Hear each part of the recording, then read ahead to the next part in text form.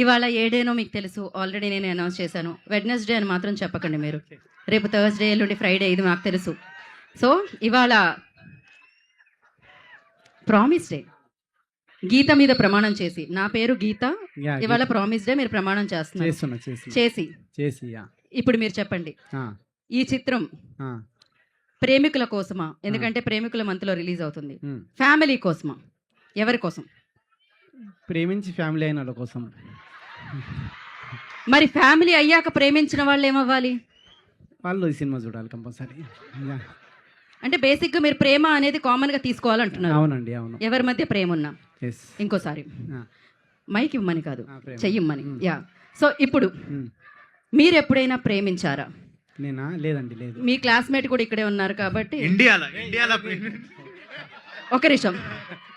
London లో bridge ఉందని తెలుసు, మీరు కూడా అక్కడ ఏదో కట్టారని అర్థం అవుతుంది. ఏం లేదండి, ఏం లేదు.